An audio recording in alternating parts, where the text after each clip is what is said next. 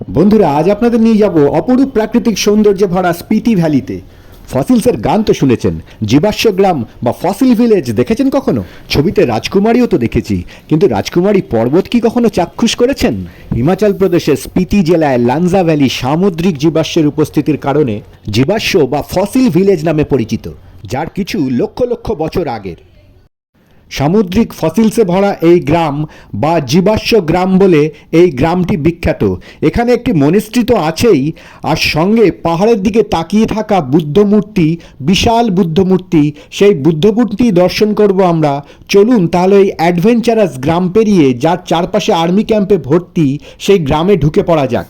সাংঘাতিক দুর্গম ও অ্যাডভেঞ্চারাস এই জায়গায় ইন্ডিয়ান আর্মির বিভিন্ন রকম ক্যাম্প পেরিয়ে আমরা সোজা চললাম স্পিতি ভ্যালির দিকে। যাওয়ার পথে বাঁদিকে এই শুকনো নদীগুলো দেখতে দেখতে চললাম। বর্ষার সময় এই নদীগুলি ভয়ঙ্কর হয়ে ওঠে। কমিক গ্রাম পেরিয়ে যেতে হবে আমাদের লানজা ভ্যালি এবং রাজকুমারী পর্বত। আমিও দেখব, আপনাদেরও দেখাবো। বোর্ডে দেখতেই পাচ্ছেন, কাজা সে কমিক সড়ক মার্গ পার হয়ে আমরা সোজা চলেছি লানজা ভ্যালির দিকে। গ্রামটির বরফে ঘেরা পাহাড়, শান্ত দৃশ্য আপনাকে মুগ্ধ করবেই। চারিদিকে এত বড় বড় সব পাহাড়, তার মাথায় বরফ, আর তারই মাঝে আর্মির এই গাড়িটিকে দেখুন, খেলনার মতো দেখাচ্ছে। তাহলে বুঝতেই পারছেন আর্মির এই লরিটির পার্সপেক্টিভে পাহাড়গুলি কত বড় এবং উঁচু। আসলে লাহুল বা স্পিতি জেলার এই উপত্যকার যে জার্নিটা লামজা ভ্যালির দিকে, তা এক অসাধারণ। এখানে চাইলে হোমস্টেগুলোতে দু একদিন থেকেও যেতে পারেন। এই অপরূপ সুন্দর এই গ্রাম, আর দূরে পাহাড়ের মাথায় দেখুন এখনও বরফ জমে রয়েছে।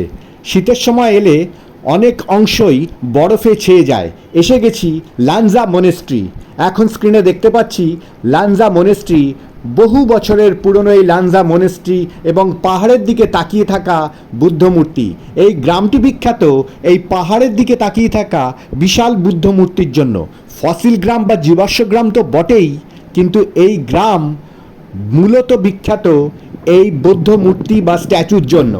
লানজা ভ্যালির ওপর থেকে এই আঁকাবাঁকা রাস্তাগুলো দেখতে অসাধারণ লাগে, আর চারিদিকে এই পাহাড়ে ঘেরা আর স্বচ্ছ নীল আকাশ আপনাকে মুগ্ধ করবেই। এবং এখানে একবার আসবার জন্য আপনাকে বলবো, অবশ্যই চলুন এবার বুদ্ধদেবকে সামনাসামনি একবার দেখে নিই। এখানে প্রায় 6 ডিগ্রি মতো টেম্পারেচার, কনকনে ঠান্ডা, তারই মধ্যে বুদ্ধদেব পাহাড়ের দিকে তাকিয়ে রয়েছেন, যার জন্য এই গ্রামটি পাহাড়ের দিকে তাকিয়ে থাকা গ্রাম। এখানে ইয়াক কাফে আমরা দেখতে পাচ্ছি। এখানে প্রচুর ট্যুরিস্ট আসেন, তাদের জন্যই এই কফি শপ। এখানে আপনারা বসে কফি খেতে পারবেন। বরফের কথা বলছিলাম যে, ওই যে দূরে পাহাড়ে বরফ দেখতে পাচ্ছেন নিশ্চয়ই। অসাধারণ এক প্রাকৃতিক সৌন্দর্য ভরা এই স্পিতি গ্রাম, যেখানে এখানে বুদ্ধদেব বসে রয়েছেন বহু বছর ধরে। বুদ্ধং শরণম গচ্ছামি, যা আপনাকে এক অদ্ভুত অনুভূতি দেবে, গ্যারান্টি দিয়ে বলতে পারি। তাহলে আর চিন্তা কি, ব্যাগেজ নিয়ে চলে আসুন স্পিতি ভ্যালি, আর বুদ্ধদেবের আশীর্বাদ নিয়ে যান। ফেরার সময় হয়ে গেলেও ফিরতে কিন্তু মন করছিল না। এখানকার নীল আকাশ, আঁকাবাঁকা রাস্তা, রাজকুমারী পর্বত।